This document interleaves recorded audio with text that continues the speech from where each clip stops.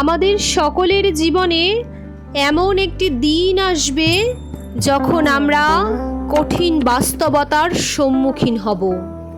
আর সেই কঠিন সত্যই হলো আমাদের এই শরীর ছেড়ে একদিন চলে যেতে হবে। মৃত্যু ঘটবে একদিন এই দেহের।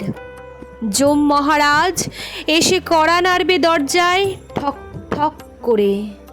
সেই দিন এত কষ্ট করে সাজানো এই বাগান, ঘর বাড়ি, আসবাবপত্র, আলমারি, প্রাসাদ, অট্টালিকার আর কোনো দাম থাকবে না, কোনো দাম থাকবে না।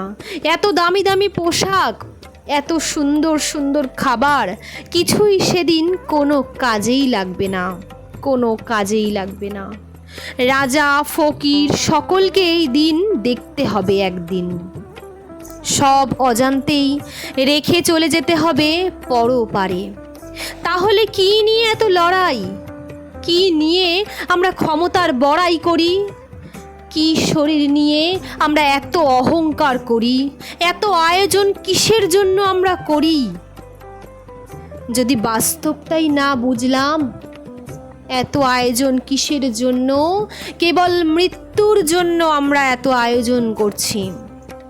তবে যে কটা দিন বেঁচে আছি, বাঁচার মতোই যেন বাঁচতে পারি। সেটুকুর জন্য প্রয়োজন যেটুকু, সেইটুকুই যথেষ্ট। সবাই খুশি হতো যদি এই বাস্তবকে মাথায় রেখে প্রত্যেক দিন জীবনযাপন করত। তাহলে আর মার, দাঙ্গা, খুনোখুনি, লুটপাট, হিংসা, রক্ত ঝরতে হতো না, ঝরাতেও হতো না, এত লড়াই হতো না দেশে দেশে।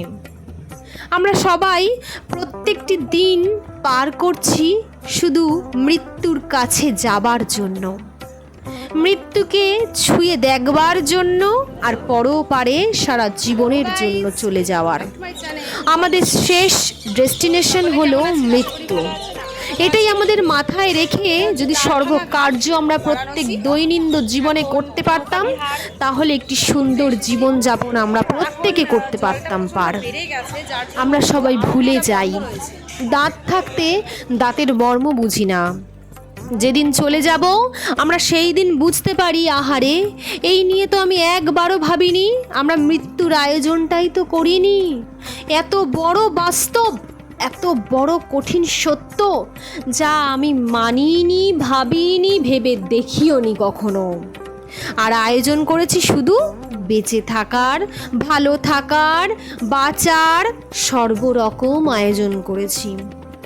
একদিন যে ছেড়ে চলে যেতে হবে আমাকে এসব, এই কথাটা জেনে বুঝেও আমরা ভাবার চেষ্টা করিনি। প্রত্যেক দিন সকালে ঘুম থেকে উঠে দৈনন্দিন কাজে লেগে পড়ছি। ছেলে মেয়েকে খাওয়ানো, রান্না, ব্যস্ততা, পুজো, ধর্ম, পাঠ, অর্চনা সমস্ত কিছু হচ্ছে, কিন্তু দিন শেষে ক্লান্ত শরীর দুচোখ বুঝে একবারের জন্য আমরা ভেবে দেখছি না পরের দিনটা আমরা দেখতে পাবো তো? নতুন সূর্যের উদয়, সেই আলোর পৃথিবী ভরা শস্য শ্যামলা সবুজ, সেই মায়ের ডাক আমরা শুনতে পাবো তো? এক এক করে সকলে আমাদের ছেড়ে চলে যাবে। একদিন পড়ে থাকবো আমি একা, আমার বংশধর যদি হয়ে থাকে তবে তারা, আর নতুবা আমার ওপরে যারা আছে তারা কেউ আজ নেই, আমি সবার ওপরে। যাবার পালা যে আজ আমার। এই কথাগুলোই কেউ কখনো বেঁচে থাকতে ভেবে দেখে না, কখনো ভেবে দেখে না, ভাবে না আমাকে চলে যেতে হবে এই দুনিয়া ছেড়ে।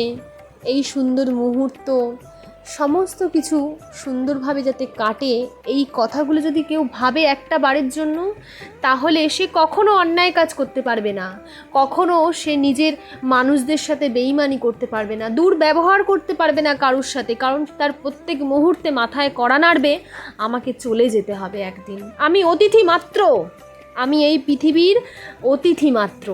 কিছু দিন থাকার জন্য এসেছি, বসবাস করার জন্য এসেছি। এই পৃথিবী আমার নয়, এই ঘরবাড়ি, এই বাসস্থান, এই মাটি আমার নয়। যিনি আমায় পাঠিয়েছেন ভগবান, তার ঈশ্বর আমাকে প্রদান করেছেন মায়ের গর্ভে, আমাকে দান করেছেন আমার প্রাণ, আমি সেখানে জন্ম নিয়েছি। মাতৃগর্ভ ছাড়া কখনো আসা সম্ভব নয়। একমাত্র পৃথিবীর আর আসার পথ হচ্ছে মাতৃগর্ভ। ভগবান স্বয়ং যখন এসেছিলেন তখনও মাতৃগর্ভের মাধ্যম দিয়েই কিন্তু পৃথিবীতে এসেছিলেন। আমাদের সকলকেই চলে যেতে হবে একদিন। আর আমি হাঁটতে হাঁটতে যখন রাজা হরিশ্চন্দ্র ঘাট ধরে, বারাণসীর প্রত্যেকটা ঘাট ধরে হাঁটতে হাঁটতে পায়ে ভ্রমণ করতে করতে আসলাম, এই কঠিন বাস্তব সত্যিগুলোকেই যেন উপলব্ধি করতে করতে আসলাম আমি। আর আপনাদের সাথে সেই কিছু কথাই তুলে ধরলাম। প্রত্যেকটি মানুষ ব্যস্ত এখানে, প্রত্যেকটি মানুষ পুজো পাঠ অর্চনা, বাবার কাজ, মায়ের কাজ, শ্রাদ্ধ শান্তি, নানান রকম কাজ করতে এসছে। কিন্তু কখনো কেউ 2 মিনিট শ্মশানের ধারে বসে সেই বডিগুলো জ্বলছে ভেবে দেখেনি যে আমারও একদিন এই দিন আসবে। আর যারা ভেবে দেখেছে তারা আমার ভিডিওটি অবশ্যই একমত হবে।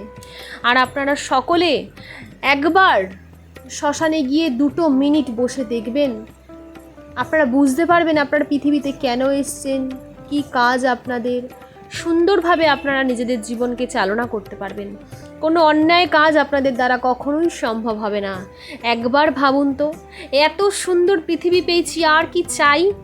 এই গঙ্গা, এই মাটি, এই আকাশ, এই ত্রিভুবন, এত সুন্দর কিছু ভগবান আমাদেরকে পাঠিয়েছে দর্শন করার জন্য, উপলব্ধি করার জন্য। আর আমাদের হাত পা, ভগবান চোখ কান নাক পঞ্চেন্দ্রিয় কত সুন্দরভাবে দিয়েছে। এ কি কম?